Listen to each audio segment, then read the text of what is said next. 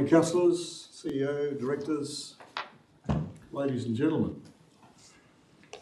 Let us acknowledge the traditional custodians of this wonderful place that we call home. And in our valley, that's the Yuwi people, who represent a human connection for us, dating back about 60,000 years. And in that acknowledgement, as a council, as a community, we pay our respects to their elders, past, present, and those emerging. So this council meeting is being streamed live. Welcome to our online audience.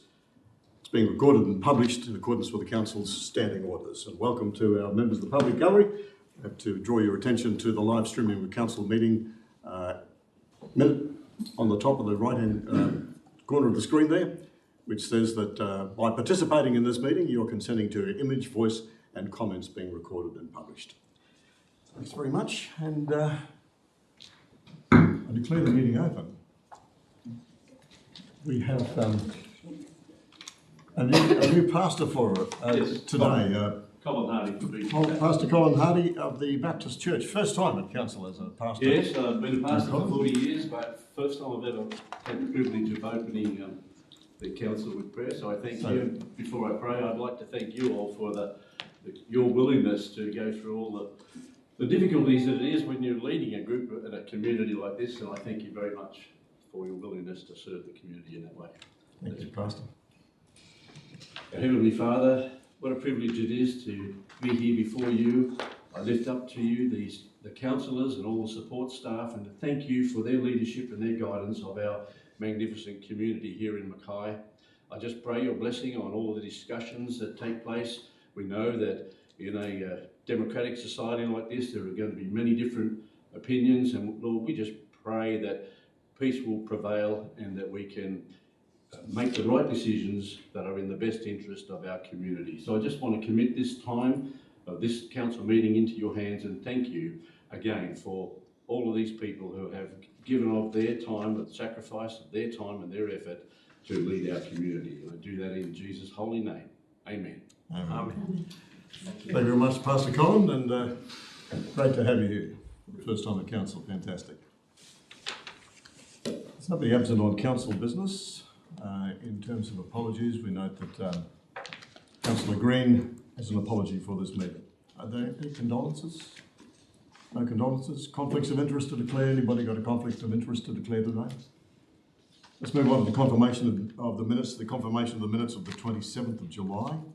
The ordinary meeting for that date has been circulated. Somebody like to move? Councillor Jones moves. Councillor Bonaventura seconds. I'll put the motion. Those in favour? Any against? The motion's carried. Thank you. Business arising out of those minutes, they're included in this agenda. I think have one page of business arising. We've had no feedback on that, so that's good. Mayoral minutes, councillors, I want to table a mayoral minute today.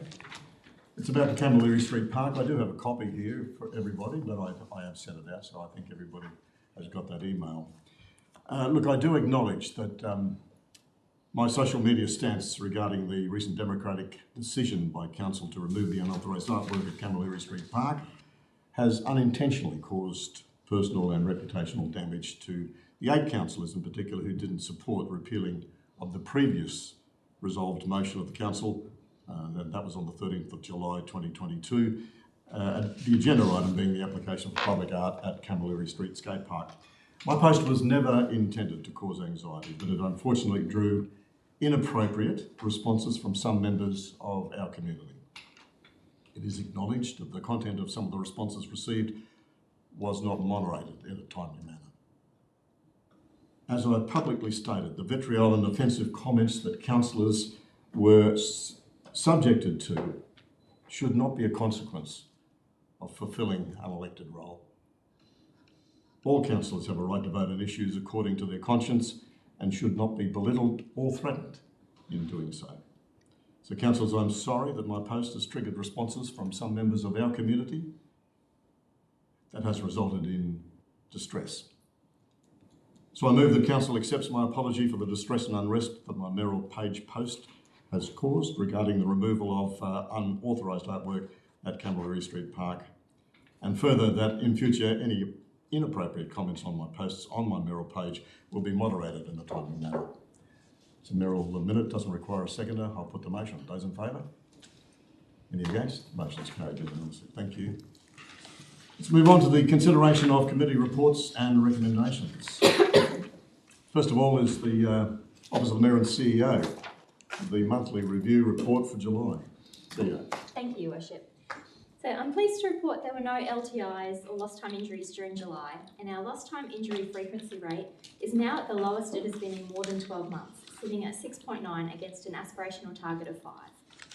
Our total recordable injury frequency rate, and this is very similar, except it's a more expansive indicator in that it includes all medical treatment injuries as well. 12 months ago, for that indicator, we were at almost 80. We've more than halved this now over the past 12 months and are now at 34. This is a great outcome, as it means that our people are not being hurt during the course of their workday as often as they were a year ago. So keeping our people safe, as always, is our highest priority. I'm also pleased to note that all departments have met the monthly targets for site safety inspections and completion of monthly action plan items. July saw us get off to a great start with grant funding for this financial year as well, with confirmation provided during the month that we've been successful with various grant applications totalling almost $2 million. Lastly, several end of financial year reporting activities were completed throughout July, including preparation of the fourth quarter operational plan report, which is an item on the agenda later this morning. I'm happy to take any questions. Thanks, CEO. Questions from the CEO? Councillor Mann. So I've got two. In terms of the safety interactions that were reported, and the Office of Mayor and CEO is not reported separately, I just wondered if any of the safety interactions were undertaken via the Office of Mayor and CEO. CEO. Yeah. Yes, yeah, through you, Worship.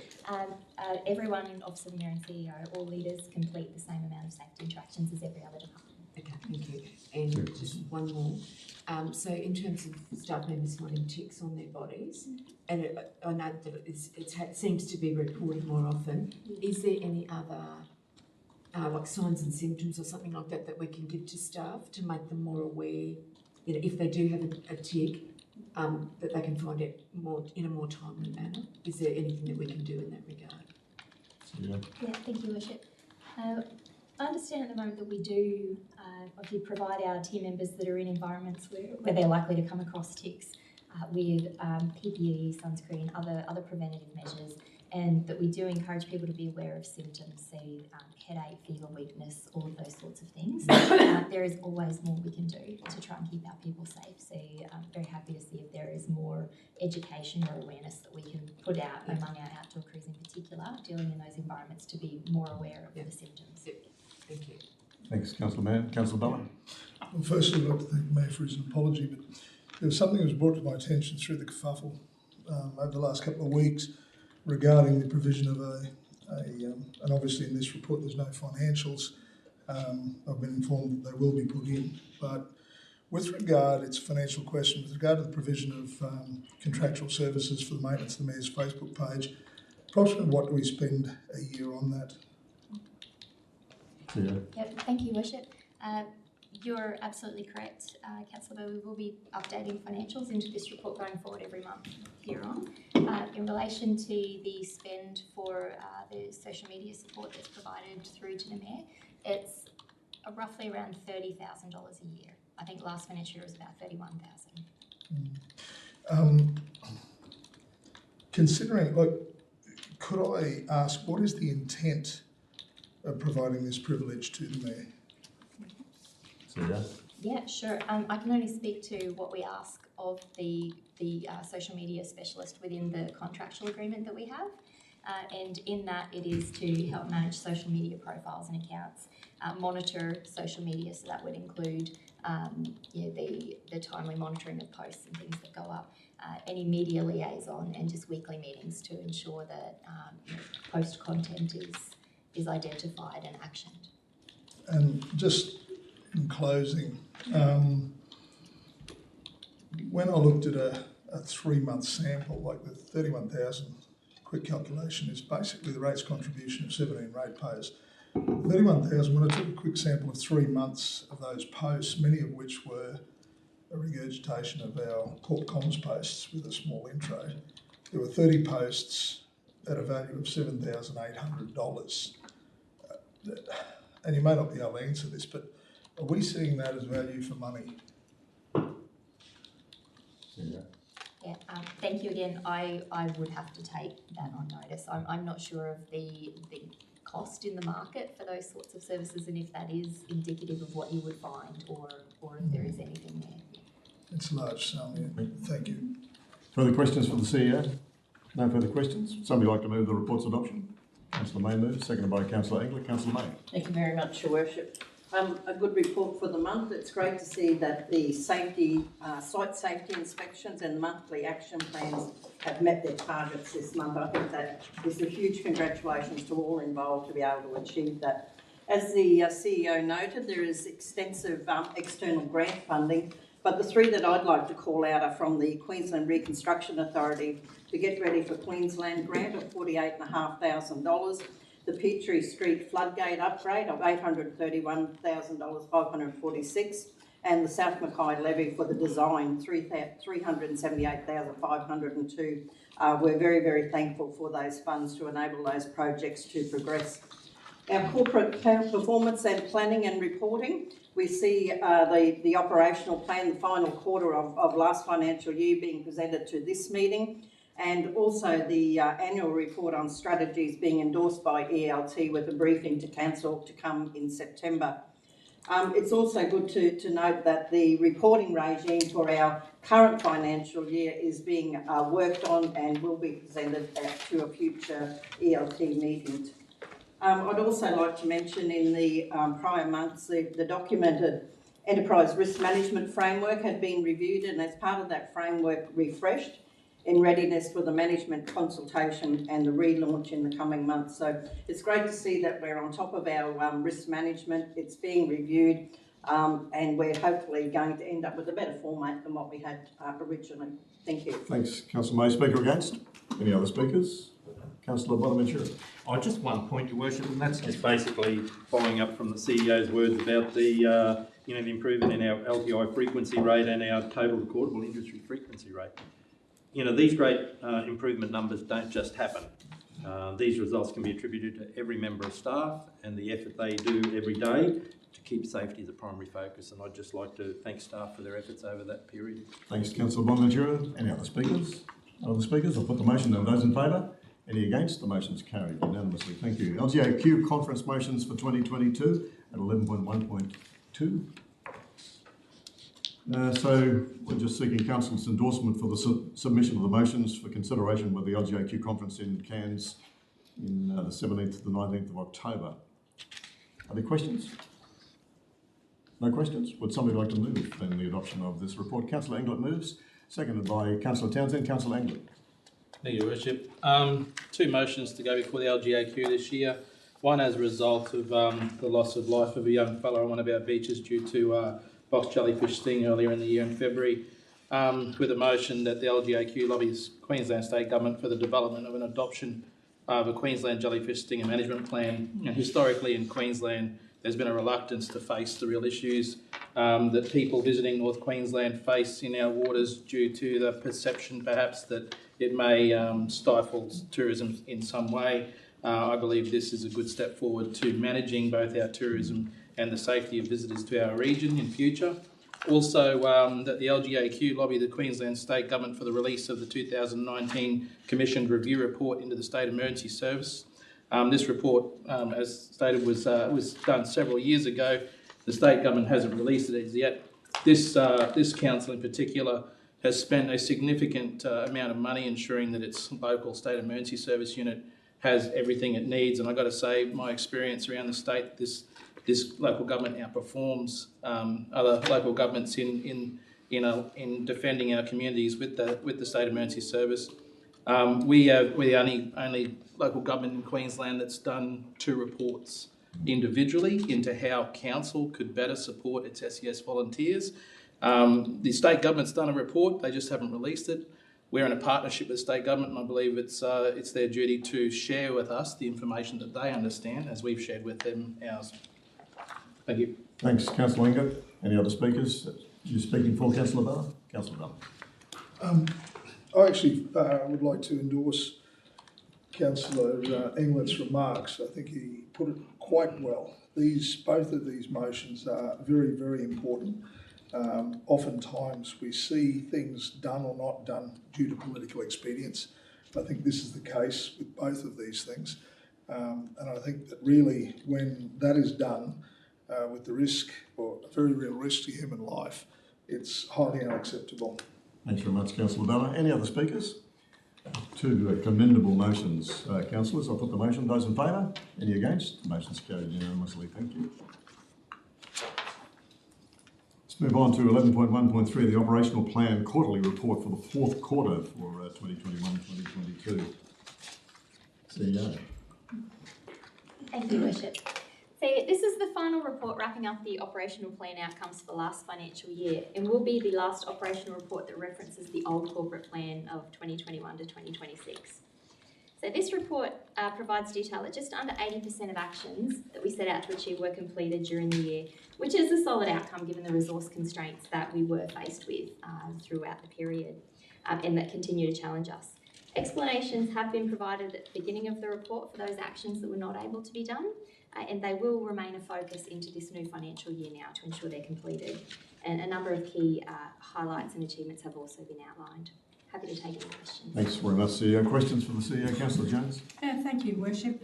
On page 119, we talk about the Economic Development team are actually undertaking a campaign to recruit out of region people to join our workforce. As we know, it's all greatly needed. But I just have a concern and a question around where will they actually live. We all know that accommodation is very tight in our region, and here we are needing to encourage more employees, but where will they live? I'm wondering whether or not Council has thought a little bit outside of the square about coming up with an accommodation strategy, because this is going to be ongoing for our council. And just what prompted me to think about that is that I know of new businesses coming to Mackay that have gone and purchased things like motels to be able to house their new staff that are going to come out of region. So what is it that we're looking at, looking outside of the square to try and make sure that the accommodation is available for any new staff short term while they're settling into our community? Thanks, Councillor Jones. Good question. CEO? Thank you, Richard. It is a challenge across, I think, the majority of regional areas at the moment. I know the LGAQ have been calling to the state government for a housing summit to actually try and put things in place that will actually address some of the challenges that we're all collectively facing. Here locally, certainly we've been a part of those conversations and are trying to support that as well, and we'll be a party to anything that comes of that. We're open to any ideas that are out there at the moment. We don't have any solutions on the ground at the moment that are right now tackling that. We are looking through our recruitment strategies to see what challenges are there for people that move to our region and how might we address it. But as of this point in time, I don't have any easy answers for how we can do that. It's a watch this space, and we'll continue to work with partners to see what we can achieve. Thank you. Further questions for the CEO on the Ops Plan final report? No further questions. Somebody like to move the report's adoption? Councillor Jones moves, seconded by Councillor Townsend. Councillor Jones. Thank you, Worship. Look, it's it's the end of the financial year, and here we are with our quarterly report. The operational plan shows that we are on track to register 60 clubs within 3 months, which is a huge achievement for our team and our team of 2 in completion of this amount of work upon their other work that they do within their workload. On 96, I know the completion of the 11-kilometre of road survey that's been done for Midge Point Road, which will eventually supply water to Midge Point and Bloomsbury. This has been a long time coming, and I know it's been a very complicated issue for us as council. And we appreciate that the community have waited that long for this to happen. Page 97, there's an application process has been started to register Hogan's Pocket gas plant with the Clean Energy Regulator. The carbon credits that this is going to create will give council the opportunity to sell those carbon credits, and therefore is another form of revenue for council, to go into our bucket of money. So that's good. And I guess last but not least, the new mobile library van has been fitted out and it's almost ready to hit the road. I'm not sure if it's already hit the road, CEO, but it's not too far away. So I just ask the community watch this space because we're very excited about having our new mobile library van to service the community's needs. Thank you, Your Worship. Thanks very much, Councillor Jones. Speaker against? Any other speakers? Councillor Bonaventura speaking for. I might, Your Worship. Just in relation to this report, like it covers, as we know, the good, the bad and the ugly of the fourth quarter. So I've picked a couple from each. In the positives, our engineering, commercial and infrastructure. There were 128 new MyH2O registrations during May, and this has brought the total number of MyH2O registrations to 16,545 for the year. And this is the highest increase in registration since May 21. So that's been a good result. While this is not a performance indicator, I think the success of our major repair on the Southern Rising sewer main in Paradise Street across 2 nights early in June rates a mention. This was a substantial project with significant consequences of environmental, operational, reputational if it failed. This would have to be the largest time critical repair project completed by council staff to date, so an excellent result. Some negatives in our capital works. It states deliver and track progress of capital works program each month. Our aim was to achieve 90% of the $111.5 million budget. We achieved 84.5%. The contributing factors here were delays across suppliers, contractors, staff, delivery due to COVID and resource shortages in the region. We are where we are, and the risk moving forward is this shortfall of 17 million will need to be added to an already heavy capital works program for the 22-23 year. Another negative under libraries, museums, arts, it states museum collection to be sorted and catalogued for one site. We achieved about 50% of that. Because the museum collection rationalisation project is proving to be a lot larger than originally anticipated. And an extension to resourcing is being sought for this initiative and the completion date remains unknown at this stage. The final one, Your Worship, I'll call a reasonable excuse. And this is in the health and reg section. And they had a target of routine inspections to be completed for all regulated premises on an annual basis. They only managed to get to 50% in the 21-22 financial year. The main contributing factor here has been resource constraints, leaving environmental health team with high vacancies, unavoidable leave, mainly due to COVID, and they're now operating at 50% capacity, and so it's making it impossible to meet that target. So I believe there was nothing else they could do in that situation. Overall, a good report, and I'm happy to support. Thanks very much, Councillor Bonaventura. Any other speakers? Councillor May speaking for. Yes, thank you very much, Your Worship. I really just wanted to add my congratulations to the CEO and the directors and all of the team, because as we know, the operational plan filters right down to our parks, environment, road construction. Everybody plays a part in achieving the goals of the operational plan throughout the 12 months. And I think to have a very small amount of actions that have been thoroughly explained to us as to why they weren't achieved is a great credit to the team. So just congratulations to everybody. Thanks, Councillor May. Any other speakers? I add my congratulations. It's been a difficult 12 months. We've had a lot of challenges, but the staff have certainly risen to the challenge. And so congratulations, CEO, and to the directors. Well done. I'll put the motion. Those in favour? Any against? The motion's carried unanimously. Thank you.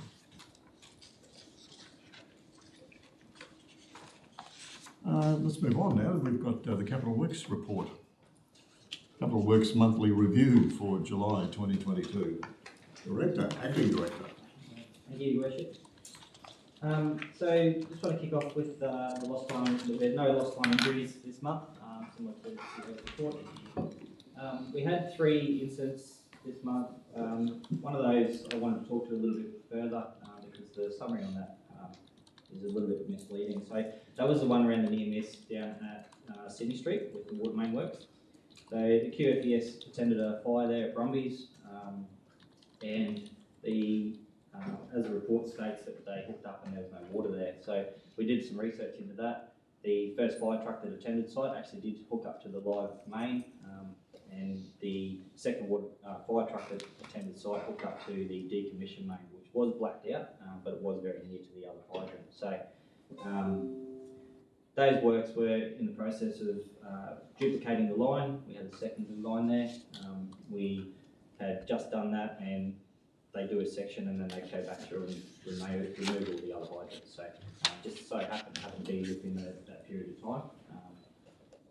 And so yeah, we have looked into that one. On delivery space, we had a $5.5 million spend to date in the month of July from a forecast of 6.1 million. So that's approximately 90% completion.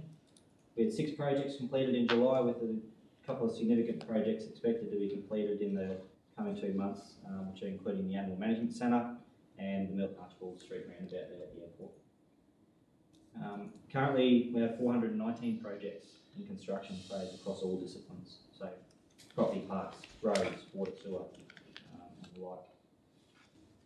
Many projects have been put out to tender and or awarded, with some key projects including the Pioneer Valley culvert replacements and Nebo Road filter media replacements, which recently gone through council for award. Seaforth Esplanade, which is up today for discussion, and the Woodlands District Park upgrade has recently been released as early as last week. On a design perspective, we had 6 design projects completed this month, including an intersection upgrade, many footpaths, and a road reconstruction project. We've had many surveys also completed this month to allow designs to progress and maintain the program. Some of the risks are still there are the staff vacancies, contractor availability, material supplier availability, and the head contractor's inability to lock in material suppliers and subcontractors, and it appears that these are ongoing. So these are challenges we're going to have to face in the next 12 months. Thank you very much. Thanks very much, Acting Director. Questions for the Acting Director? Councillor Jones. It's already covered, but I just want to say, so the QFES one was certainly one that I was going to raise, and I spoke to Acting Director about it. So I am really, really pleased that there's been that explanation that everything was in hand. There was a second line there, and I thank the Acting Director for that explanation, because the report was a little misleading, so thank you. Thanks very much. Further questions? Councillor Bonaventura. Just in relation to the top 5 underspends for the month. And the supply of plant and equipment is out of our control, and this month 507,000 of our sort of underspends relate to that area. I just want to ask the Acting Director if he sees the supply of plant and equipment improving as the year goes on, or does he think we're stuck with this sort of a situation for the next year? Acting Director. Thank you. Unfortunately, due to the world market, we don't see a change in the near future. So I've been talking to our plant procurement teams about this. It is a challenge. It has been a challenge for the last 12 months or greater. There is a large reduction in the plant replacement program and budget, which is indicative of this situation for this year. So we've already sort of taken some of those considerations into account.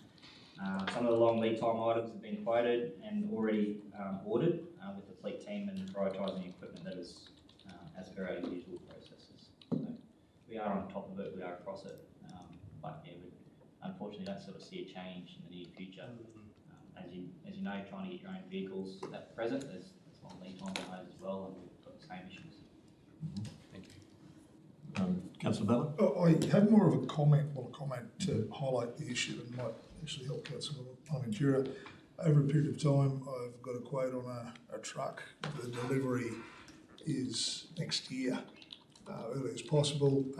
A seal kit for a 12-volt pump, little electric pump goes on bikes. Seal kit ordered 4 weeks ago, still 3 weeks out.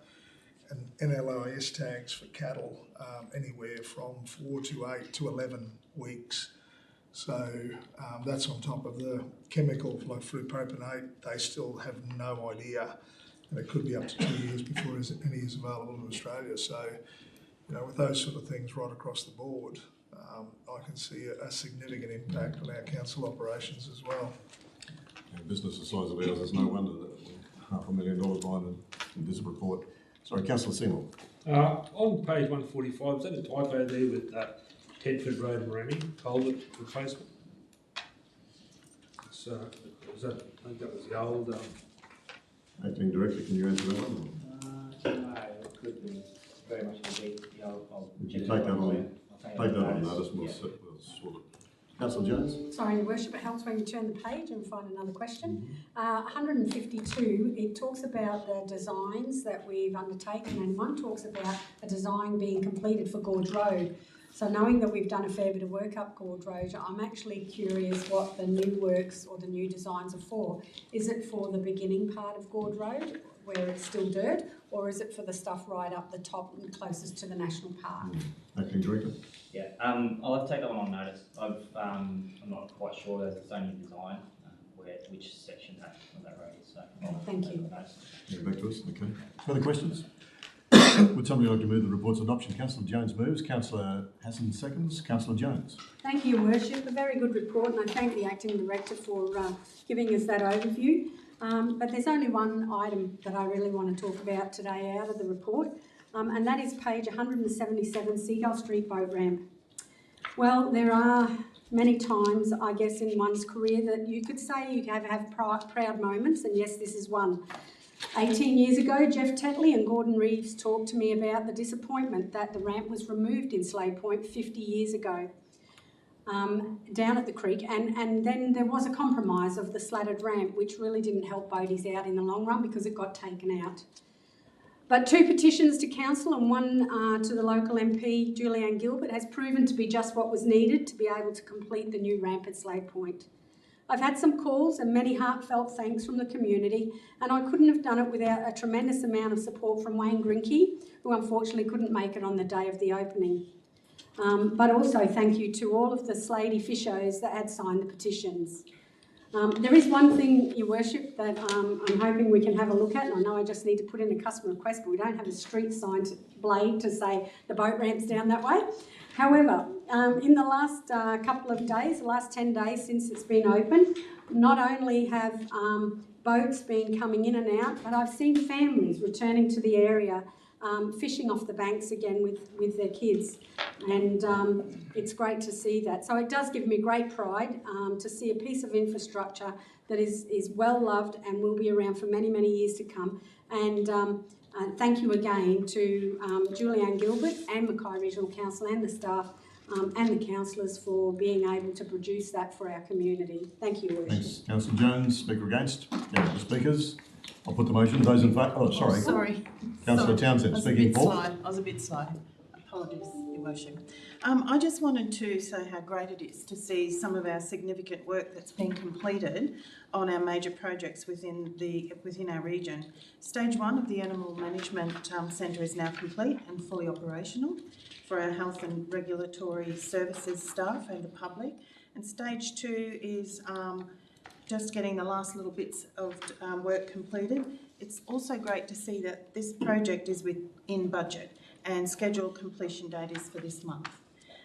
Construction on the Seaforth Esplanade is due to commence in September of this year, and this new infrastructure will increase the livability of Seaforth whilst attracting many tourists to the Hibiscus coast. The community has been very engaged from concept, and I know they are looking forward to seeing the development unfold over the next 12 months. The Northern Beaches Community Hub is a large multi-stage project that will ultimately provide a community facility for all Mackay residents, visitors and businesses, and is situated within the Northern Beaches. We are currently preparing for Stage 1, which will include the early civil works around drainage, earthworks and J4 Road, whatever that is, J4 Road, including intersections at Imeo Road and Rosewood Drive. And I'd just like to say it was great for the Seagull Street boat ramp being officially open on the 28th. We also had the launching of the very first vessel on the day. Not sure if any fish were caught, but it was an auspicious day for the fishermen in our community. Thanks, Councillor Townsend. Any other speakers? Councillor Bonaventura speaking for. Yes, Your Worship. Just one, and it's the Pioneer Valley Culvert Replacement Works. We've got 3 culverts. Owens Creek Loop Road Culvert, the Owens Creek Loop Road Culvert is the second one, and also the Moranny Bolden Road Replacement Drainage Culvert at Moranny.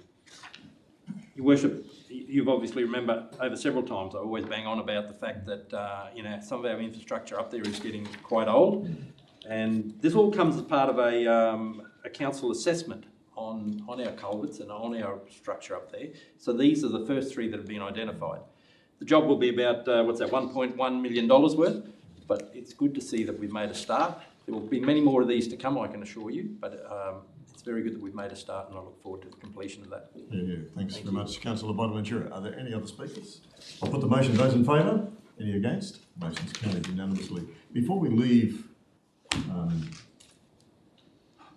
this particular directorate, it was a misnomer right at the start of condolences, not to offer our condolences to our director, Jim Carlos, who lost his father. Funeral's in Cairns on Friday. So, sorry, it's tomorrow. It's tomorrow. So, with your leave, I'd like to just ensure that Council delivers our condolences as an elected body and as a body of council to our director, Jim Carlos, for the loss of his father. Okay, let's move on. The Community and Client Services reported 11.3.1 for July. Community and Client Services. Director, Acting Director. Thank you. Thank you, Your Worship. It's my pleasure to present the Community and Client Services report for June. As mentioned, no lost time injuries for the month. We did, however, have 11 safety incidents reported. Safety remains a priority for all programs and the staff. The 2022 Mackay Festival of Arts was a huge success with a crowd of around 24,000 attending the signature event, the YC Wine and Food Day at Queen's Park. The record number of food vendors on site and positive feedback about the event has been received. We're just finalising all that feedback before an event debrief can be held with the key stakeholders. It was a huge month for the Mackay Festival's team. The festival and other events attracted nearly 50,000 attendees across 30 days across a variety of venues.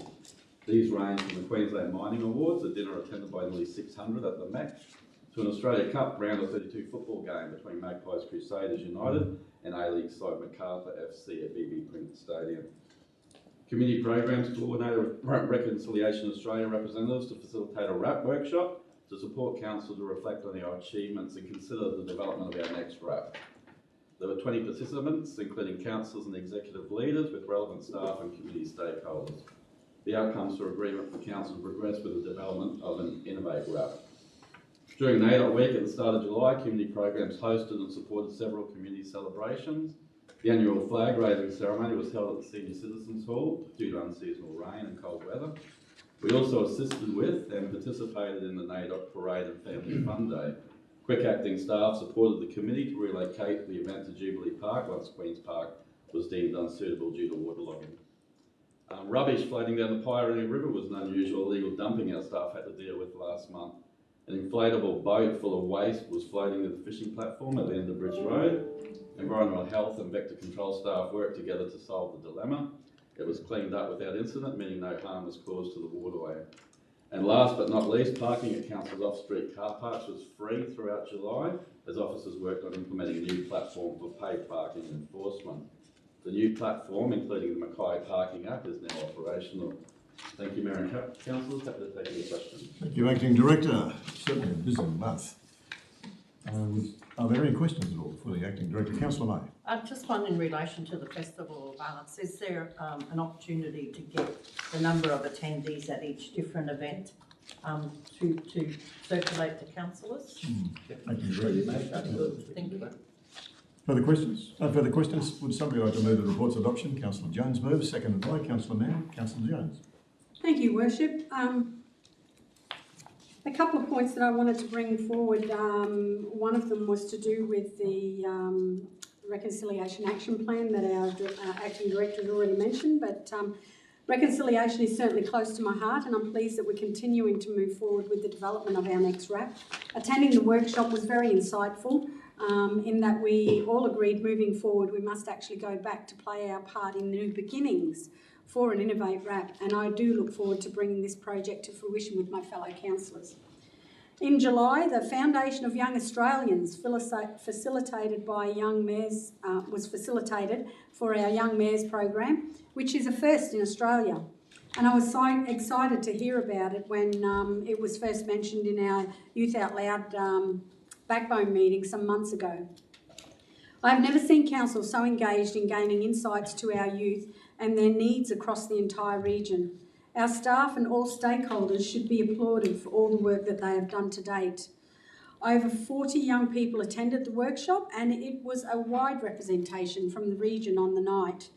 I was able to remain there to the end of the workshop, and I can say how proud I was to see these young people participate and want to make change within our community of the Mackay Regional Council area. And I do look forward to working with them all. Turning the page. East Point was certainly one of the things that was in the report. We all know that it's been a controversial topic of late, where council have actually stuck to doing the right thing by closing one access and opening an alternative access to only have the vandals destroy that opportunity for everyone. This has meant now that we have to close it for a short period of time until we can get it all set up again, and hopefully with cameras in place to catch the next people that may decide to do the wrong thing. Thank you, Worship. Thanks very much, Councillor Jones. Speaker against. Any other speakers? Councillor Mann speaking for. Yes, thank you, Worship. Just one thing I wanted to mention about library and the things that we do at the library, and I did ask for this to be included in the report. So the heading is Library of Things loans, which is, I guess, encompasses a lot of stuff. But cricket sets, so these are the loans for these items. Cricket sets 3, robotics 11, musical instruments 194. If that's for a month, that is just incredible. So it goes to show that the things that we are making available to people are very well utilised. Yeah, thanks very much, Councillor Mann. Getting a cricket set from the library is something new. Or maybe not, maybe it's been going on for some time. Are there any other speakers? Councillor Townsend speaking for. Thank you, Worship. It was a huge month of celebrations, and starting with NAIDOC Week and then ending with the Mackay Festival of Arts. There was a great variety of entertainment and experiences that were available throughout the Mackay Festival of Arts, but one that I was particularly impressed with was the Wonder Rooms, which is a project which supported 9 of our young local artists, and they were able to showcase their talents across 5 locations around Mackay. This new and innovative project saw the transformation of 5 shipping containers being converted into vibrant selfie museums, and it was pleasing to learn that over 3,000 people visited these 5 sites. Not part of the Mackay Festival of Arts, but I believe very worthy of a mention, was the celebration within our city centre for the 40th birthday of local retailer Milady Shoes. And this is an outstanding achievement for a local trader. And I must acknowledge that council who provided in-kind assistance by waiving the footpath permit fee for this one-off event. Other traders actually joined in the celebrations with sidewalk markets, Latin paint and sip sessions, and Latin dance party, and the Zappa experience in 5th Lane. It was just fabulous to see the city centre come alive and pumping within our great community. And finally, I just would like to acknowledge the giant and successful month of events delivered by the MEC and the events team. In all, they managed 49,601 attendees over the month, and delivered the largest dinner function since COVID, the 2022 Queensland Mining Awards. A massive effort and very worthy of acknowledgement, and a thank you from Council to the staff of the MEC. Thank you very much, Councillor Townsend. Well said. Are there any other speakers? Councillor Bonaventura speaking for. Just need to mention the National Tree Planting Day along Blue Water Quay for schools. This was a huge success. And students from as little as daycares through to Victoria Park, Imey Road, Finchhatton State School worked beside council, staff and crews and community volunteers to plant over 700 trees on the 29th of July.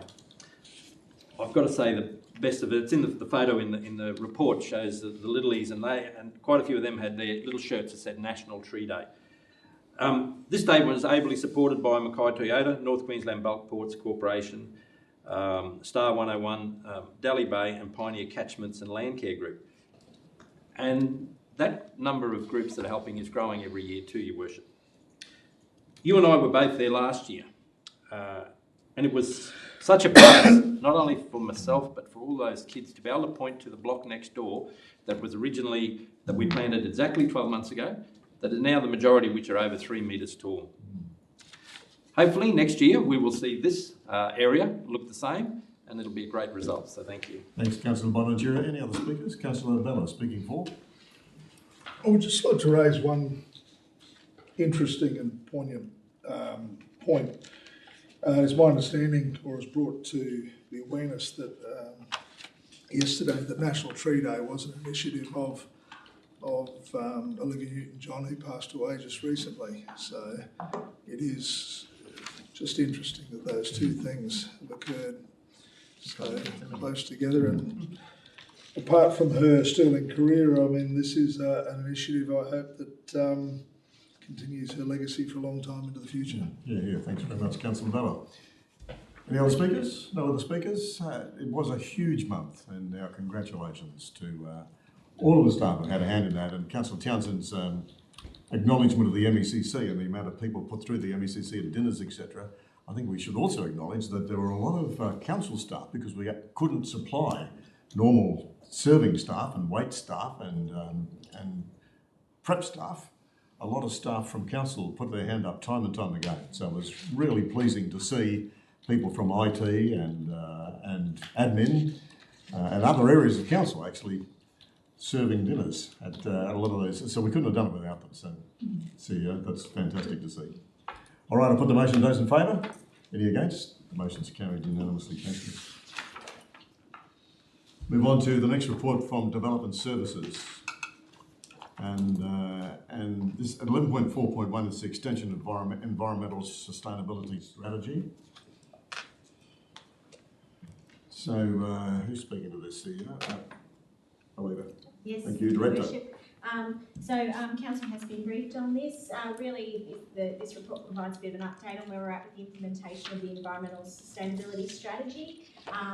The strategy was previously meant to sort of end, I guess, in 2022, but there's a lot of work happening under the strategy. There's a lot of action still underway, so the proposal is that the strategy be extended to give us some more time to continue to work on some of these initiatives, with the next review to happen in 2025. So this report presents the updated strategy. There's been some minor changes made to support that, and that's presented to Council for endorsement, and also sets out that we are in the process of developing an energy and carbon management plan in accordance with the strategy, and seeks Council endorsement of a net zero carbon emissions target by 2031 as the basis of that plan. Thanks, Director. Are there questions? Councillor Jones, question? Thank you, Worship. I just wanted to ask, within the strategy we have 5 internal working groups, and I know that 3 of them previously were operational, but 2 of them weren't, so I wanted to know whether or not we've now filled those 2 working groups and they're operational, and if they're not filled or operating, how much longer before they will be operating? Director. Yes, thank you, Worship. No, they're not filled and operating at this stage. We're still focusing our efforts on the activities of the other 3 groups. There's quite a lot of work happening in that space, and a lot of actions in the strategy that those other 3 groups are undertaking. So we don't have a date set for the establishment of the other 2. We'll just continue to monitor that and continue to focus our efforts on the different actions that are currently open and being worked on. You have another question, Councillor Jones? No, okay. Further questions? Councillor Bonaventura. Just one, Your Worship. On page 282, item 4, action point 25, talks about construct and maintain fish ladders. Having built a few of these in my time, it sort of sparked my interest. So can I just ask 2 questions? Are we building any at the moment in this budget period, so the 22-23? Or how many shovel-ready projects do we have in relation to this that maybe are just waiting for budget money to start? Okay, Director, can you answer that? Yes, thank you, Worship. Council doesn't have any fishway projects scheduled for construction in 22-23. I understand that Reef Catchments are doing a couple on private property in accordance with the prioritisation of these fishways that was previously undertaken by Catchment Solutions, but Council doesn't have any scheduled. There is one larger fishway project, the Jollymont Creek one, that has been subject to detailed design and therefore is shovel ready. We have been looking at different options to fund that because there is a significant cost involved. So we'll continue to do that and see what grant funding or other funding sources may be around to address that. Thank you, Your Worship. Further questions? No further questions? Would somebody like to move the report's adoption? Councillor Jones moves. Councillor May seconds. Councillor Jones. Thank you, Worship. Look, I vote in favour to move this forward, but Your Worship, you tell us all the time that as our role as councillors is to be strategic And yes, there are several councillors that are on strategies within our council. But one that comes to mind is the mountain bike strategy, and I know that we have 6 councillors driving the mountain bike strategy throughout the region. So the environmental sustainability strategy will end up being an 8-year strategy. However, I am very disappointed that councillors cannot be involved to assist in driving the strategy within these internal working groups. Thank you, Your Worship. Thank you. Speaker against? Are there any other speakers? Councillor May speaking for. Yes, thank you very much, Your Worship. Look, I think it's a good move by Council to be able to extend the time frame of this strategy. We've done an enormous amount of work between 2017 and 2022. It is a very important part of Council and our role in the community to be able to make sure that we've got a very sound strategy which is now aligned with our new corporate plan, and I think that is a very important part, so that not just the strategy sits in one place.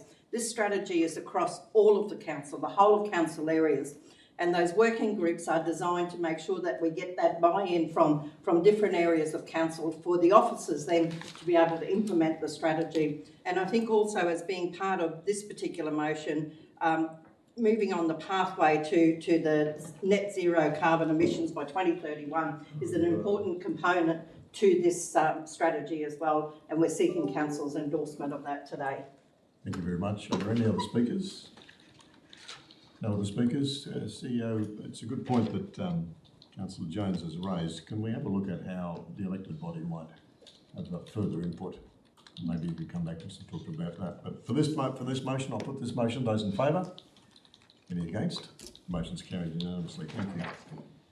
Let's move on to the Org Services adoption of policies at 11.5.1. Now, these we're asked to adopt policy number 1, which is the Administrative Action Complaints Policy, and to rescind policy number 95, the Competitive Neutrality Complaints Policy. So it's a fairly extensive report. Are there any questions around this? No questions? Would somebody like to move then the adoption of the report? Somebody? Councillor Mann moves. Councillor Englert seconds. Councillor Mann? Any debate? I'll put the motion. Those in favour? Any against? The motion's carried unanimously. Thank you. There's no tenders, there's no petitions. The tenders, there's a Seaforth Esplanade Reserve Development tender that's presented as tender number 53 in this agenda at 13.1. Acting Director, do you need to speak to this? No. Okay. Are there questions? No questions? Would somebody like to move then the report's adoption? Councillor Englert moves, seconded by Councillor Hassan. Councillor Englert.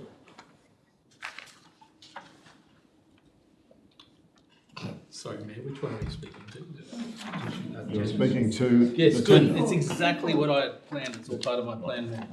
Okay, cool. So, Esplanade Reserve redevelopment, as been mentioned in several reports this morning, this is a tender that's been awarded to Vasallo Constructions, a total of $7,118,000. This will be a significant upgrade to facilities at one of our regional communities, remoter communities. You know, it's gone through the appropriate tender process, and it's the most advantageous outcome for council and community. So I commend the tender. Thank you very much, Councillor Englert. Speaker against? Any other speakers? I'll put the motion. Those in favour? Any against? The motion's carried unanimously. Thank you. There's no notified motions. Public participation. We have 2 members of the general public here to talk to us today, and Mrs. Bella, I think you might be up first. Welcome back, and you know the engagement rules. You have 3 minutes, and it's over to you. Good morning. I am recording what I will be speaking to. My name is Diane Bella of 30 Atkinson Street, Mackay. In relation to the Mackay floodplain risk management study, the study does not mention the Bennington Esplanade link in any way, let alone as a key source of storm surge, inundation and damage. With reference to the Mackay Region Storm Tide Study 2013, page 54, based on the report, storm tide level associated with the 1918 cyclone is understood to be 5.5 AHD, which is Australian height datum.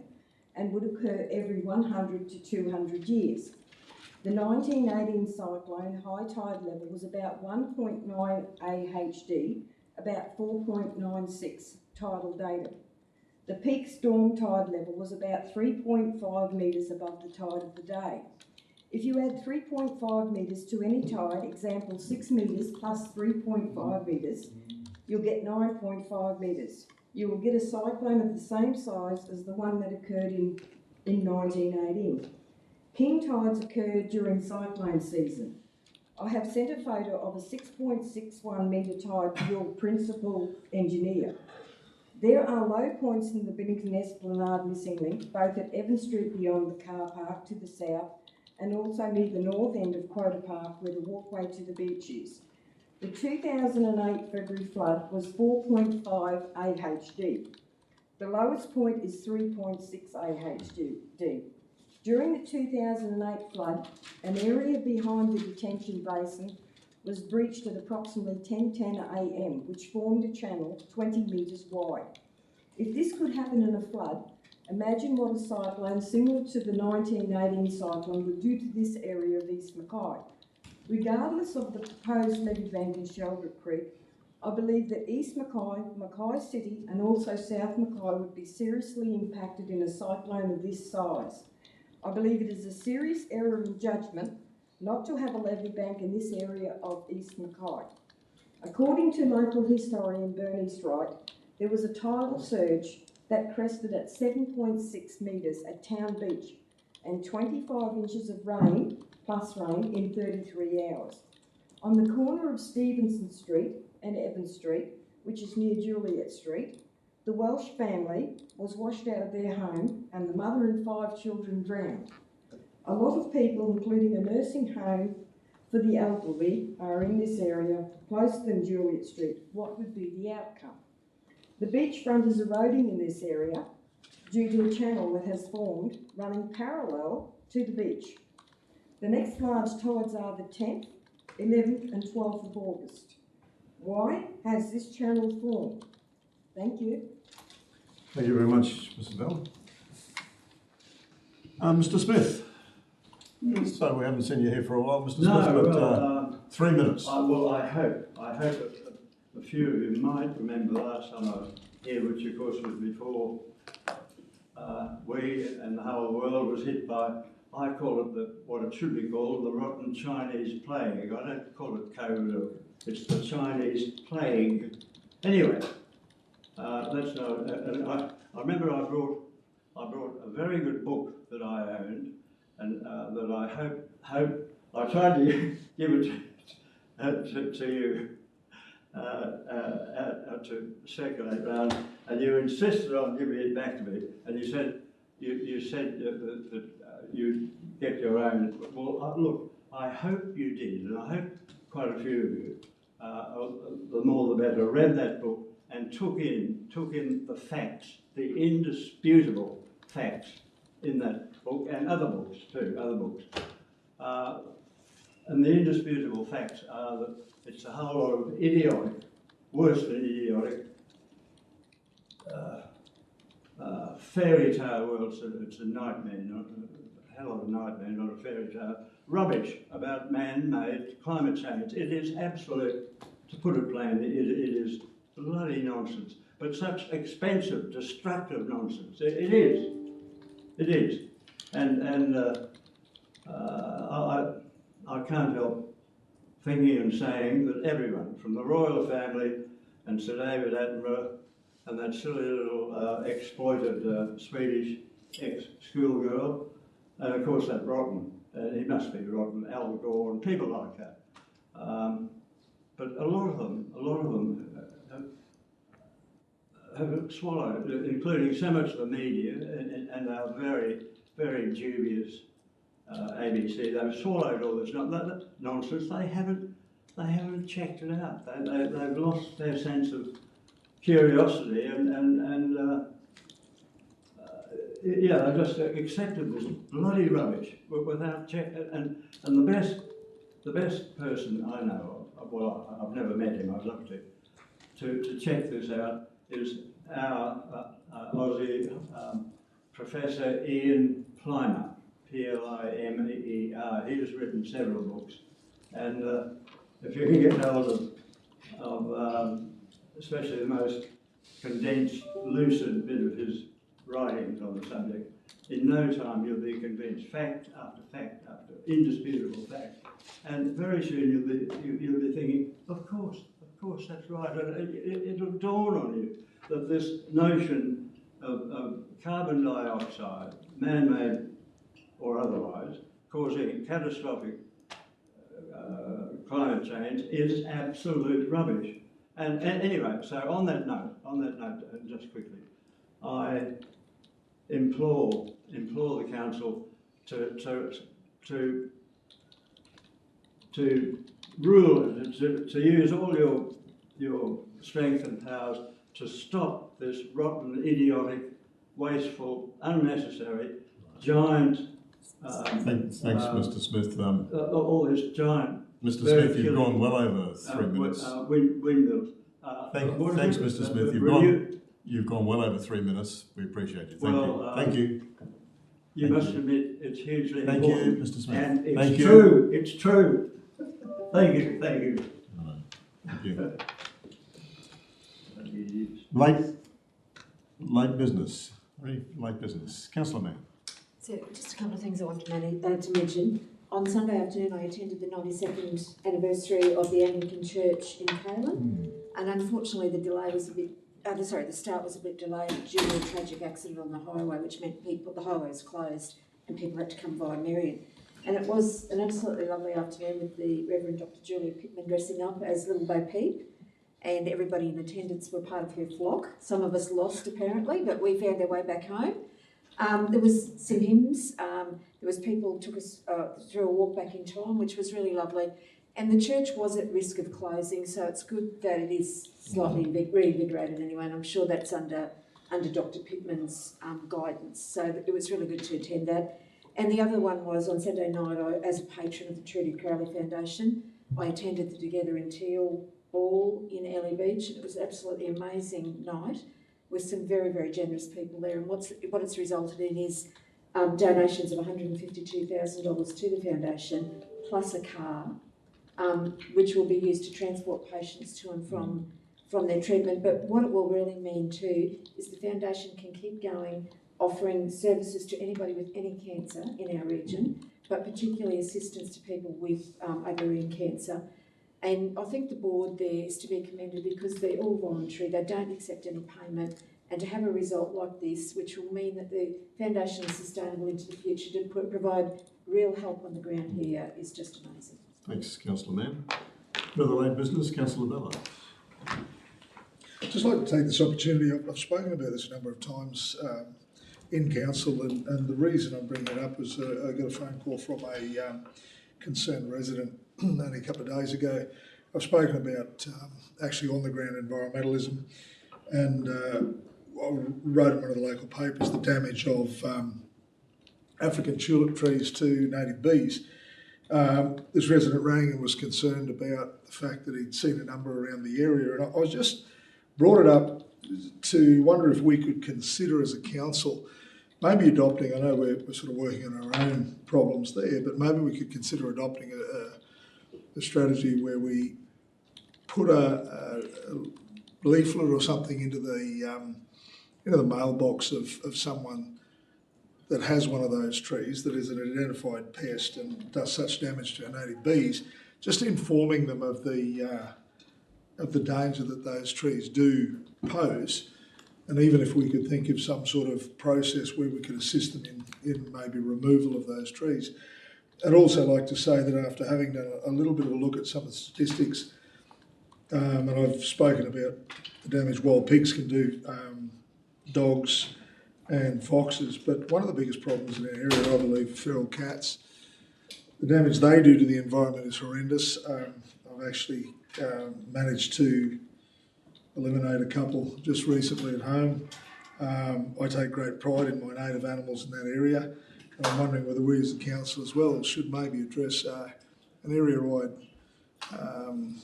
whatever you want to call it, but initiative where we pair with local people and look at trying to get those numbers down and actually preserve our native wildlife. Thank you. So, Councillor Bella, we can't, as you know, we can't do anything substantive out of late business, but perhaps if a notified motion was framed around that area and brought to council in that aspect, we might be able to do exactly as you wished. I appreciate the idea was just to raise the awareness of the situation that is currently going on. Thank you. Further late business. Councillor Seymour. Thank you, Mayor. Last week was a momentous day for residents of Slade Point who rallied for years to secure a boat ramp. But the day was undermined when the council decided to express their concerns at the decision made by 8 councillors. When you turn 17 and get a driver's licence, the first thing your parents tell you to follow the road rules. When I was elected as councillor in 2020, the rules became policies and were like road rules you adhered to. To say this was the worst decision council ever made when following the policy is like telling the 17-year-old road rules were there, but you break them at your own discretion. The 8 councillors were victims of the following the policy and put on trial through media outlets. Public outcry saddens me. I feel sorry for the young man and the family at the centre of this public angst, but nothing was mentioned about the second victim until a later date. Saying that all today is a new day, and we should get on with the job ratepayers of the Mackay Regional Council elect us to carry out. Going through life, people make decisions, some right, some wrong, but when you make these decisions, you can't be changed. Thank you. Thanks. Is there further late business? Thanks, Councillor Seymour. No further late business.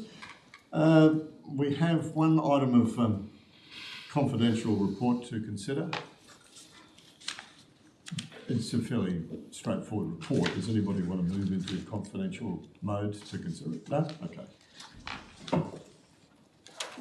So on the confidential agenda, 17.1 is the sale of land for road arrears. Would somebody like to move the adoption of that report? Councillor Jones moves, seconded by Councillor England. Those in favour? Any against? The motion's carried unanimously. Thank you. And that's it, councillors. Thanks very much. I declare the meeting closed.